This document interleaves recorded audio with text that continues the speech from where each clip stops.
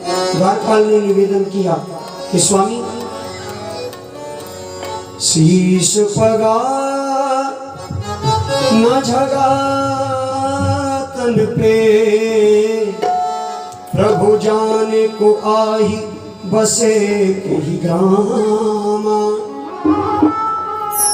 धोती फटी सिलटी दुपटी, अरुपाय उपान की नहीं श्यामा। द्वार खड़ो बिज दुर्बल एक, रहो चकी सो वसुधा विरामा। पूछत दीन दयाल को नाम, बतावत आपनो नाम सुदामा। पूछत दीन दयाल को धाम, बतावत आपनो नाम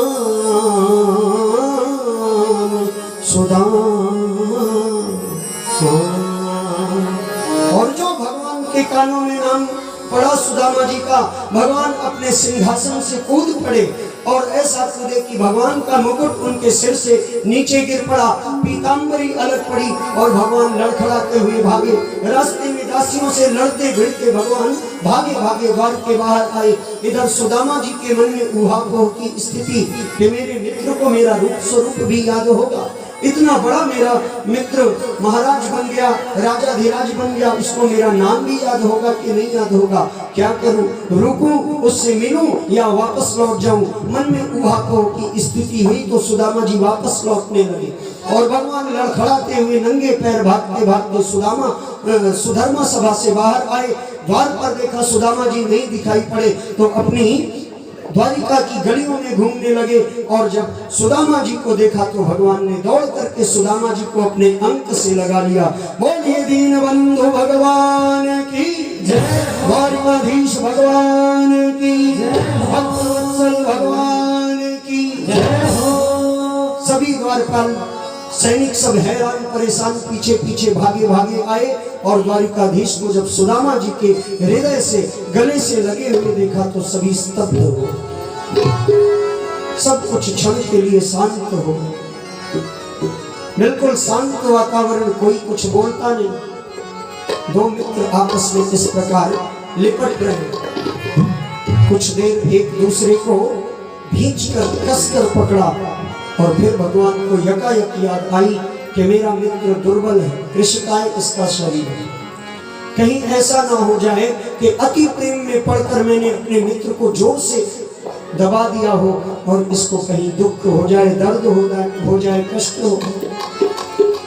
भगवान को जब यह याद आई तो भगवान ने अपनी पकड़ को थोड़ा ढीली कर दी और तुरंत ही सुदामा जी के मन में भी यह भाव आया कि मेरा शरीर इतना दुर्बल है, कृष्णकाय है, अनेकानेक हड्डियां निकल रही हैं, दिखाई पड़ रही हैं और मेरे मित्र को कहीं मेरी हड्डी न चुभ जाए, इसलिए सुदामा जी ने भी अपनी पकड़ ढीली की।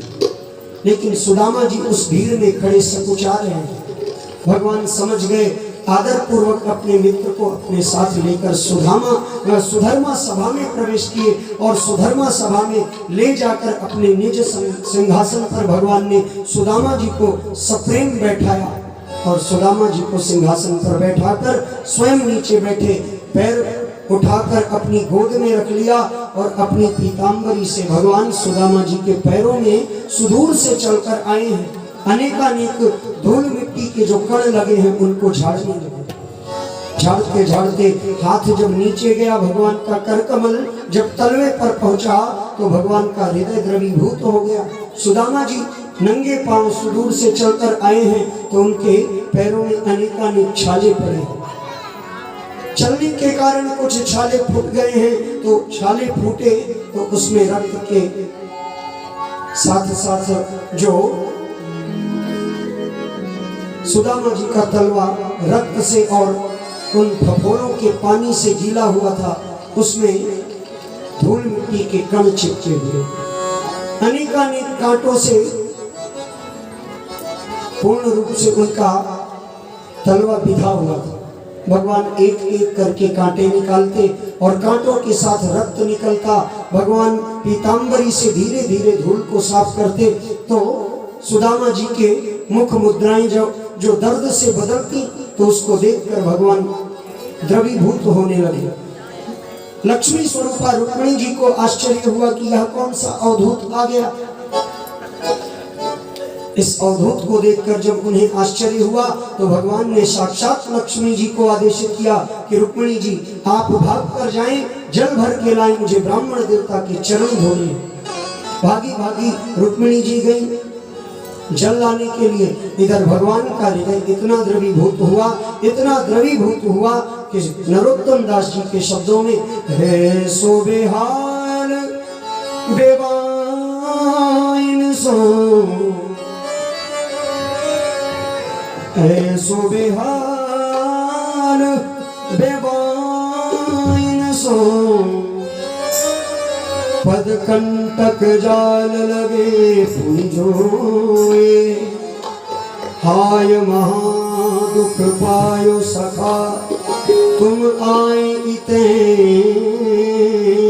न किते दिन खोए। देखी सुदामा की दीन दशा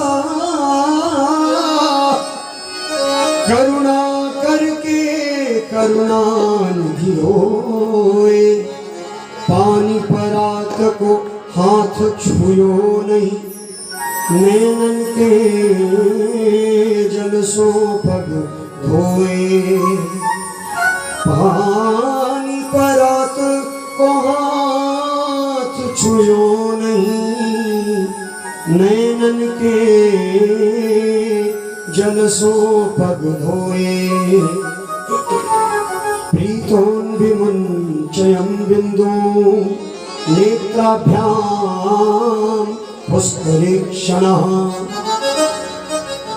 प्रेम में पग कर भगवान का हृदय इतना द्रवीभूत हुआ कि भगवान के आंखों से अश्रु प्रवाहित होने लगे। और सुखदेव जी कहते हैं राजन, प्रीतोन विमुंचय बिंदुम नेत्राभ्याम पुष्करेक्षणः। भगवान के दोनों नयन कमलों से ही दो दिव्य धाराएं प्रकट हुई। और जब तक भगवती रुक्मिणी जल लेकर आती तब तक सुदामा जी के पैरों को भगवान ने अपने नेत्र जल से धो दिया था। इधर लक्ष्मी स्वरूपा रुक्मिणी जी के मन में विचार आ रहा है कि यह विभूति सामान्य नहीं हो सकती। आज से पहले कोई अतिथि आता था तो द्वारिकाधीश दास दासियों को आदेशित करते थे सेवा के लिए, किंतु आज दास दासियों की ओर नहीं देखा। आज भगवान ने पट्ट महसी को आदेश किया है कि जल लाओ, ब्राह्मण देवता के चरण धोने हैं। तो यह ब्राह्मण देवता सामान्य नहीं है। भगवान के मित्र हैं सुदामा जी और सुदामा जी के भाग्य की परिकल्पना करके आनंदित होने लगी लक्ष्मी स्वरूपा रुक्मिणी जी। किम अनेन कृतं पुण्यम अवधूतेन भिक्षुणा, श्रियाहीनेन लोकेस्मिन् गर्हितेनाधमेन च। लक्ष्मी जी जल लेकर आई तो भगवान ने जल के लाने से पहले ही अपने नेत्र जल से सुदामा जी के चरणों को धो दिया। सुदामा जी के चरणों को भगवान ने अपने नेत्र जल से धुला